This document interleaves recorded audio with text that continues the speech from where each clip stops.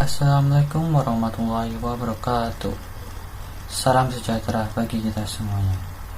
Kami dari kelompok 1 ingin mempresentasikan hasil kerja kami yang bertopikan analisis transaksi keuangan yang beranggotakan Ernita Rahmawati, Falna Ian Sutria, Ahmad Feryanuruda, Basirus Agung. Waktu dan tempat kami persilahkan kepada Ernita. Assalamualaikum warahmatullahi wabarakatuh. Saya Ernita Rahmawati. Saya akan menjelaskan tentang ragam transaksi keuangan. Yang pertama adalah transaksi dengan pemilik. Transaksi dengan pemilik adalah transaksi yang terjadi antara perusahaan dan pemilik. Contohnya, transaksi penyetoran modal oleh pemilik. Misalnya berupa kas mengakibatkan aset perusahaan bertambah dan ekuitas perusahaan juga bertambah. Sebaliknya, jika pemilik mengambil kembali aset yang telah ia setorkan, transaksi ini mengurangi aset perusahaan dan sekaligus mengurangi ekuitas perusahaan. Yang kedua, transaksi dengan kreditor. Transaksi dengan kreditor adalah transaksi yang terjadi antara perusahaan dan kreditor. Contohnya, transaksi penarikan pinjaman dari bank, misalnya mengakibatkan aset kas perusahaan bertambah dan kewajiban perusahaan juga bertambah. Sebaliknya, jika perusahaan melunasi pinjaman tersebut, transaksi ini mengurangi aset perusahaan dan sekaligus mengurangi kewajiban perusahaan. Yang ketiga, transaksi dengan pelanggan. Transaksi dengan pelanggan adalah transaksi yang terjadi antara perusahaan dan pelanggan. Contohnya, transaksi penjualan barang atau jasa mengakibatkan aset perusahaan bertambah dan pendapatan perusahaan juga bertambah. Sebaliknya, jika perusahaan memberi keringanan harga kepada pelanggan, transaksi ini mengurangi aset perusahaan, di samping mengurangi juga pendapatan perusahaan. Yang keempat adalah transaksi dengan pemasok. Transaksi dengan pemasok adalah transaksi yang terjadi antara perusahaan dan pemasok. Transaksi ini terdiri atas transaksi pembelian bahan baku, barang dagangan, ataupun barang lainnya seperti alat-alat kantor, kendaraan, atau mesin produksi. Jika transaksi ini dilakukan dengan tunai, pengaruhnya adalah menambah aset perusahaan berupa bahan baku atau lainnya, dan di sisi lain mengurangi aset perusahaan berupa kas. Yang kelima, transaksi dengan penyedia nilai tambah. Transaksi dengan penyedia nilai tambah adalah transaksi yang terjadi antara perusahaan dan siapapun yang menyediakan nilai tambah kepada produk atau jasa perusahaan. Contohnya, transaksi dengan kreditor. Jika kreditor menarik bunga atas piutangnya, perusahaan harus membayar bunga. Pembayaran bunga kepada kreditor mengakibatkan biaya bunga bertambah dan di sisi lain aset perusahaan berkurang. Laporan laba rugi adalah laporan keuangan yang secara sistematis menyajikan hasil usaha perusahaan dalam rentang waktu tertentu. Laporan tersebut menyajikan penghasilan selama satu periode dan beban untuk memperoleh penghasilan tersebut pada periode yang sama. Penghasilan meliputi pendapatan dan keuntungan, sedangkan beban meliputi beban itu sendiri dan kerugian. Manfaat laporan laba rugi. Yang pertama, laporan laba rugi merupakan tolak ukur keberhasilan perusahaan. Yang kedua, laporan laba rugi merupakan titik pangkal penaksiran keberhasilan perusahaan pada periode berikutnya. Yang ketiga, laporan laba rugi merupakan media untuk menilai tingkat kemampuan perusahaan dalam menghasilkan laba, rentabilitas ekonomi atau return of investment.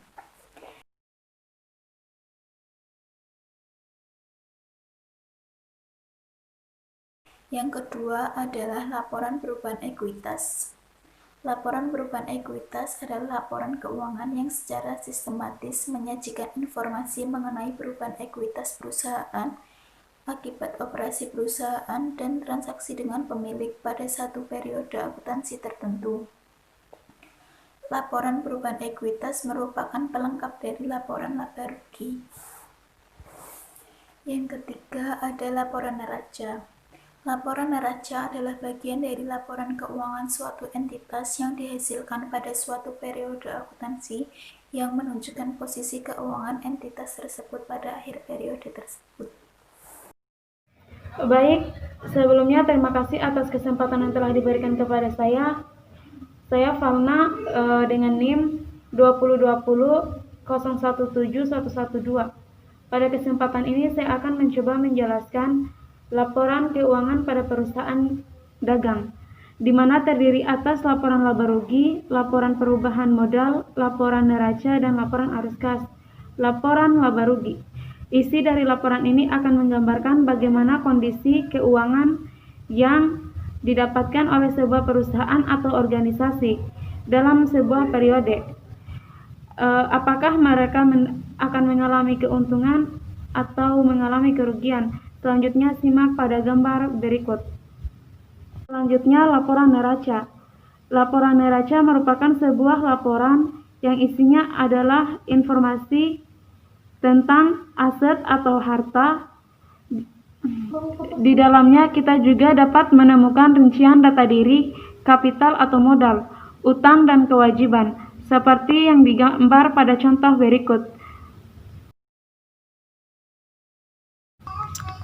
Selanjutnya laporan perubahan modal. Laporan ini nantinya akan memperlihatkan bagaimana kondisi awal modal yang ada dan kondisi perubahan dari modal tersebut. Di dalam laporan ini akan diperlihatkan bagaimana kondisi awal dari saldo modal yang digunakan. Dan tentunya dilengkapi juga dengan kondisi saldo terkini atau saldo akhir yang telah mengalami perubahan jumlah. Tidak hanya permasalahan nilai yang disignifikan, ini juga digunakan sebagai sumber informasi, di mana Anda bisa mengetahui detail apa yang menyebabkan perubahan saldo modal awal dan akhir dalam sebuah periode. Untuk contohnya, silakan simak gambar tersebut. Selanjutnya, laporan arus kas. Laporan ini digunakan untuk memberikan informasi terkait arus kas yang masuk maupun arus kas yang keluar.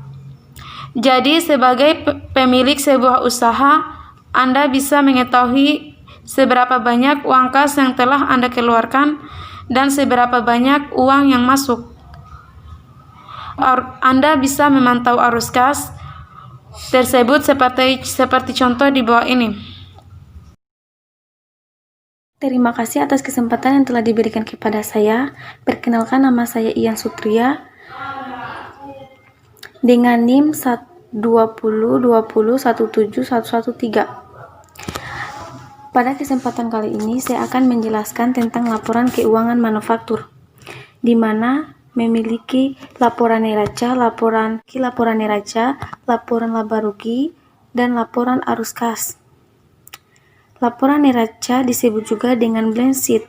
Laporan neraca berfungsi untuk menunjukkan kondisi, informasi, dan posisi keuangan bisnis Anda pada periode waktu tertentu.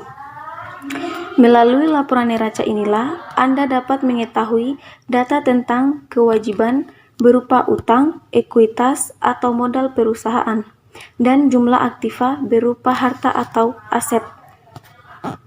Nah, dalam penyusunan neraca ada 3 komponen yang wajib Anda ketahui, yakni aset liabilitas dan ekuitas yang jika digabungkan akan membentuk rumus seperti aset sama dengan liabilitas tambah ekuitas. Di bawah ini adalah contoh laporan keuangan penyusunan neraca yang bisa Anda lihat untuk bisnis UKM tertentu.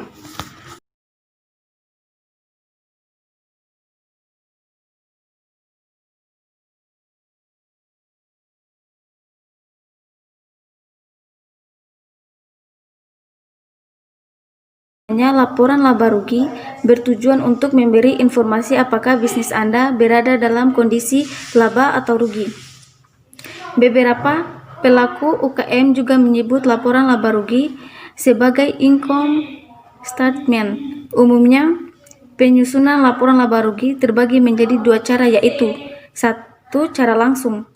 Jika menerapkan cara ini dalam penyusunan laporan laba rugi, Anda hanya perlu menjumlahkan seluruh pendapatan dari atas sampai bawah menjadi satu kelompok, lalu menguranginya dengan total beban dalam periode yang berlaku. Cara kedua, cara bertahap. Cara ini dinilai relatif lebih susah dari single step. Pada metode ini, pendapatan bisnis dipisah menjadi dua kategori, yaitu pendapatan operasional yang berasal dari kegiatan pokok dan pendapatan non-operasional yang berasal dari luar kegiatan pokok. Baru setelah itu dikurangi dengan total beban atau biaya.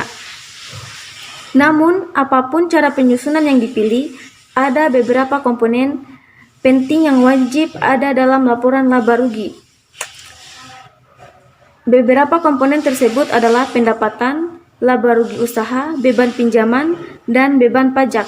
Berikut adalah contoh laporan keuangan laba rugi bisnis UKM. Baik, untuk teman-teman silakan menyimak contoh tersebut.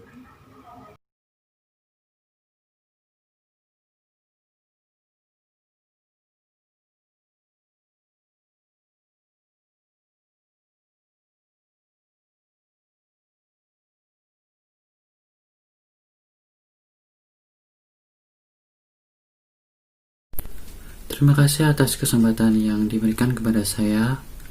Perkenalkan, nama saya Ahmad Ferdiana Duda, NIM 20200017114. Saya akan menjelaskan tentang laporan arus kas. Penyusunan laporan arus kas bertujuan untuk menunjukkan data tentang aliran masuk dan aliran keluar bisnis pada periode tertentu. Berdasarkan data arus kas terkini, Anda pun dapat memanfaatkan laporan jenis ini sebagai indikator jumlah arus kas pada periode selanjutnya. Idealnya, laporan arus kas disusun menjadi 3 bagian, berdasarkan sumber arus kas masuk, yaitu arus kas dari kegiatan operasional, investasi, dan pendanaan. Sedangkan dengan arus kas keluar dilihat dari seberapa banyak jumlah beban biaya yang dikeluarkan perusahaan. Berikut contoh laporan keuangan arus kas untuk bisnis UKM.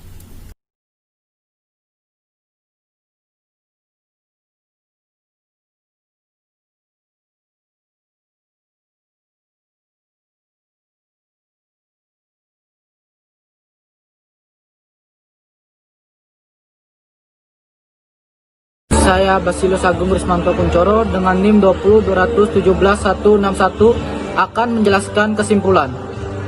Perusahaan jasa memiliki laporan keuangan yang mirip dengan perusahaan dagang, hanya saja tidak memiliki persediaan barang dagang dalam laporan neraca. Bentuk dari produknya merupakan layanan sehingga tidak memiliki wujud layaknya produk dari perusahaan dagang maupun manufaktur. Setelah itu perusahaan dagang. Perusahaan dagang tidak memiliki persediaan yang rumit layaknya perusahaan manufaktur. Perusahaan dagang dalam menghitung harga pokok penjumlahannya hanya membutuhkan laporan stock of name dari persediaan barang dagang yang dimilikinya. Perusahaan dagang juga tidak mengenal persediaan barang baku maupun persediaan dalam proses. Hal ini dikarenakan perusahaan dagang menjual produk yang siap jual tanpa harus mengolah atau merubah produk tersebut. Perusahaan manufaktur. Perusahaan ini memiliki perhitungan harga pokok penjualan yang lebih kompleks ketimbang perusahaan dagang dan jasa. Harga pokok penjualan milik perusahaan manufaktur melibatkan beberapa persediaan mulai dari bahan baku, perusahaan dalam proses hingga persediaan barang jadi. Hal ini dikarenakan perusahaan manufaktur mengolah bahan mentah menjadi produk jadi sehingga persediaan juga lebih kompleks. Sekian dan terima kasih.